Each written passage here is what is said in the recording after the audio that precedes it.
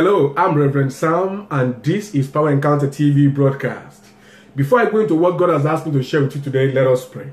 My Lord God and my Father, I thank you. For this day is the day that the Lord has made, and we all shall rejoice and be glad. I pray, O God, that by the ministration of today, you will cause my viewers to rejoice and be glad in this day. I pray, God, that use me as your oracle to show forth your will, your counsel, and your purpose to your people. And I pray that in the name of Jesus, Lord, as your word goes forth, let there be healing and deliverance. Let there be restoration of people's faith and people's hope in the name of Jesus. I yield myself to you, O Lord, as your oracle. Use me for your glory. In Jesus' mighty name we pray. Amen. Amen and amen. You know, for some days now, I've had this special leading to begin a series on understanding the believer's authority. Now, the Bible says the whole world is full of wickedness, but we are the sons of God. That seems to tell us something, that though the whole world may be full of wickedness, but there is species of people that are not to be conformed to the world. It's like when you drop a tiny light in a place that is filled with darkness, there is always a difference. You know, I saw one graphics one time, there are a lot of egg inside the crib, but there's a golden one there, and that golden one stood out. And that is the same way you and I are in this crooked generation, because the whole world is full of wickedness. But despite that, God gives the people hope. How? Because he decided to send, number one, his only begotten son. If Jesus had never come into this world, Satan would have been the one dominating everybody's destiny. From the time he deceived Adam and Eve and snatched the authority and dominion that God gave to Adam and Eve, from that time, Satan began to rule over the affairs of men. And God was looking for a way out, how he can take back the power from Satan all along. From the time of Moses, God began to bring up judges and everybody until God had a final solution. And what was the final solution? The sacrifice of his only begotten son. Why? Because it is written in the law that without the shedding of blood, there can be no remission of sin. And the only blood that can be used for the atonement of mankind must be the blood that has not been infested with sin. And that's why God had to allow his only son, the only one son he has, to come to the world. You know what? To come and die for you, to come and die for me. Without Jesus, we will have amounted to nothing. Without Jesus, all of us will have been doomed to hell. But because Christ came, he came to give us life, and give us life abundantly. And he has commissioned me to show you your authority, especially as a child of God, because there are different people in this world, but there's a group of people that are called the sons of God. Those are the people that have made a choice to accept the sacrifice of God, God's sacrifice for mankind. Because when God gave Jesus, he gave him as a sacrifice to atone. You know, back in Africa, when our forefathers that did not know God, when there is evil in town, they will go to the priest. They will ask the priest to look at the oracle, and then he will tell them there's a deity, one demon that is angry. And then he will say, okay, what would they do? They will say, you know what, we have to make sacrifices just to atone and pacify that demon that is causing destruction. Now, sacrificing for atonement has always been an ageless principle. It's a principle that predated whatever we can know. So when the time came for God to give hope to mankind, he had to sacrifice his only begotten son. And that's why he came to this world, and that's why he surrendered himself to die on the cross. Because Jesus said, I have authority to retain my life, and I have authority to give it up. And he said, I give up my life for my friends. So dear viewer, my question to you is, are you a friend of God? Because Jesus has given his life for you. But have you accepted the sacrifice of Jesus? Because if you have not accepted the sacrifice of Jesus, you are still under the dominion of Satan. And of course, the Bible says the thief comes to steal, to kill, and destroy. That is what the devil is out to do in your life. To steal every potential you have, to kill whatever is worth living and to destroy you in hellfire. But you can make a choice today. You can say to yourself, you know what? I want to go straight and reconcile my way with my Maker because I come from God. And in the beginning, the Bible says, God created man in his own image. You were created in the image and likeness of God. Yeah. But when the devil came into this world, all of us died. The Bible says, while we were dead in our trespasses and sin, we were all dead. We do not know God again. It's like someone that has eye and suddenly you go blind. That's the way it is. Only that the blindness is not the blindness of the spirit.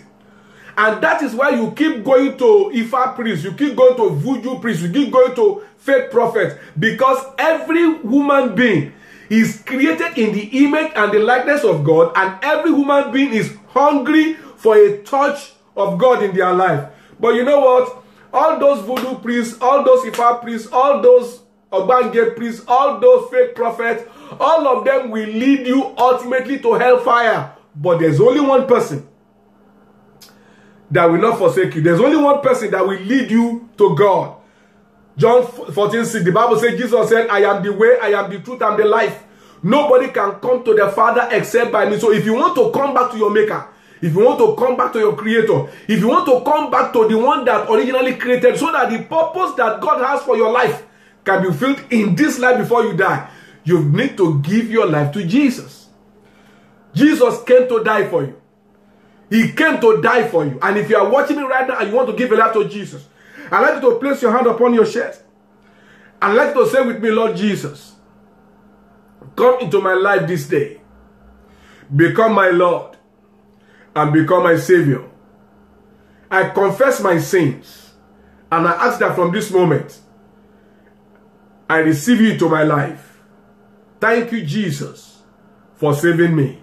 In Jesus' name. If you have prayed that prayer, something great has taken place in your life. You have now become a child of God. You have accepted the sacrifice that God made on your behalf. Right now that you prayed that prayer, your spirit come alive. The life of God has entered into you. So you've got to do three things. Number one, get a Bible-believing church. A church where they teach and preach the word of God and begin to go there. Begin to worship with them. Number two, get a Bible, New Testament, and start reading at least one chapter a day from the New Testament, from the book of Matthew. Start reading so that you can understand how Jesus wants you to live your life now that you have accepted Him. And number three, tell someone that you are now a child of God. And as you do that, more miracles begin to roll in the mighty name of Jesus Christ. Let me, I said I want to talk about understanding the believer's authority, but I feel in my spirit, man, that you need to first of all be a believer before you can understand the authority that God has given to you. Now that you are a child of God, let me begin by letting you see something in the book of John chapter 1 and verse 12. I'll go as far as I can go, and I believe the power of God will help me through. In John chapter 1 and verse 12, the Bible says something there. John chapter 1 and verse 12, the Bible says, but as many as receive Him, that's talking about Jesus. Just like you have given your life to Him right now. As many as receive Him, what happened to them?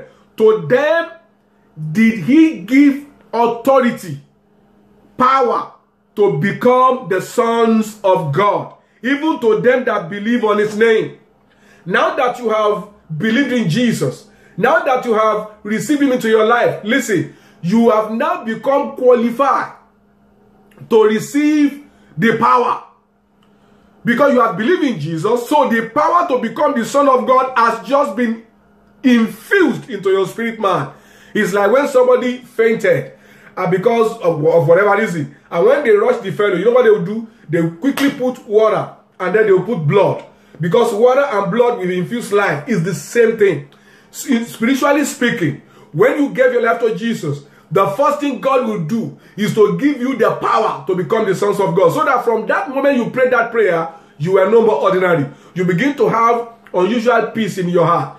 You begin to have this sense of knowing that now you are a child of God. The Bible says, as many as receive Jesus, you have received Him right now, right? They are given the power. Another version says they are given the authority to become the sons of God. Congratulations, because right now you have been given the authority to become the sons of God. But you see, as good as that may be, there is the need for you to understand the authority you have been given, and there's a need for you to understand how to put the authority to use. And that's why this series is very important. Make sure that you follow me up on this same channel. You know, on Tuesday morning by 6 in the morning, on Tuesday evening by 7:30, on Thursday evening by 6 in the morning, on Thursday evening by 7:30, and on Saturday morning by 6 in the morning, and Saturday evening by 7:30. I trust God that as you connect with our ministry and you open your heart to the authority of God that I'm giving to you, you will begin to experience dominion. If you are under satanic power, if witches and wizards have been dominating you, right now that I'm speaking to you, listen, something is happening in the spirit realm. Because when the enemy wants to afflict you, they connect with your spirit. But right now that you are a child of God, number one. Number two, right now that you are beginning to understand that you are not ordinary, you have authority. The next thing that is expected of you is to start learning how to exercise the authority. Let me say this to you. When you see a cop, a police officer, you know, maybe you are driving a truck, heavy truck, and then the police officer just says, stop. Now, you stop. Not because the police officer can stop the car, but because you respect the authority of the state that is upon the police officer.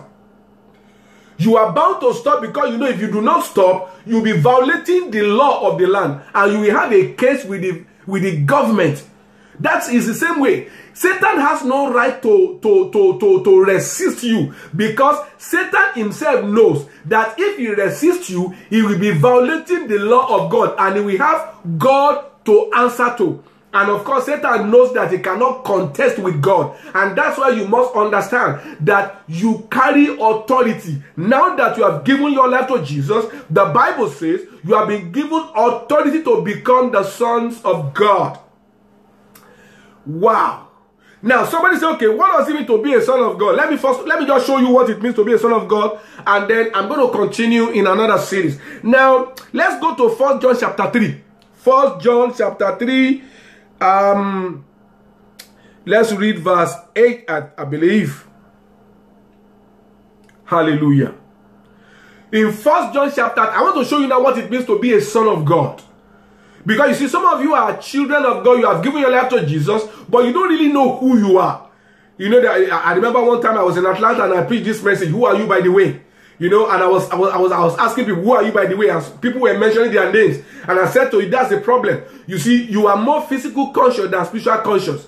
Because if anybody says, who are you by the way? The first thing that you're supposed to say will be what is most important to you. And that I am the son of God. I am the daughter of the Most High God. Because the more conscious you become of your position in God and in Christ, the more the authority of the believer will be able to manifest through you. In 1 John chapter 3 and verse 8, the Bible says, he that continue to sin is of the devil. So if you say you are born again and you keep sinning, you are deceiving yourself. He said, for the devil has been sinning from the beginning, but that's not where I'm going. For this purpose, the Son of God was manifested, that he might destroy the works of the devil. Wow. Did you see that? For this purpose, the Son of God was manifested, that he might destroy the works of the devil. So God's ultimate intention for you, my dear, as a child of God, is to be able to destroy the works of the devil. Because, number one, you are not a son of God. You have been given authority to become a son of God. So, as it were, you have the authority now to destroy the works of the devil. But you can only do that to the extent by which you know who you are. And that's why I felt God is putting in my heart to share with you what it means to be a believer, especially the authority. When you look at this verse of scripture that we just read, you will see something there. That the Bible says that the Son of God was manifested. So the key point is not that you have the authority to be a son of God. The key point here is that you manifest as the Son of God. Did you get it? For this purpose, the Son of God was manifested, that he might destroy the works of the devil. So the main focus It's not that you are a son of God. In the heavenly places, yes, angels know you are a son of God. Satan knows you are a son of God. But because you are dwelling among men, the Bible says, what is important while you are on this path of eternity is that you must learn how to manifest as a son of God. Because when you begin to manifest as a son of God, then you will begin to cheaply destroy the works of the devil. You know, we have a problem in the church of God today. The body of Christ is sick. Many of us are children of God, but there is so much oppression on our lives. We are sons of God, but witches and wizards are still dominating our destiny. They are still suppressing our star. They are still afflicting us. Many of us are like that woman that Jesus Christ saw in the temple. That woman has been bent down for 28 years, I think. And when Jesus saw her, Jesus said, ought not this woman, who is a daughter of Abraham, be loosed from this infirmity? For many years, she has the covenant. She is a daughter of God, but she was bent. But that day, salvation came to her home. I bring salvation to you this day. In the name of Jesus. I command every oppression upon your life to be destroyed. In the name of Jesus. I command every power of evil that has dominated your life to leave right now. In the name of Jesus. Because I am a man under authority. The Lord said to me, go teach my people power. Therefore, I arrest every satanic power that has been dominating your destiny. I arrest every power of evil that has ruled your life up to now. In the name of Jesus. I set you free by the authority of Christ. In the mighty name of Jesus. I loose you from that long-term sickness. It comes and goes. It comes and goes. This day, salvation has come into your home. In the mighty name of Jesus.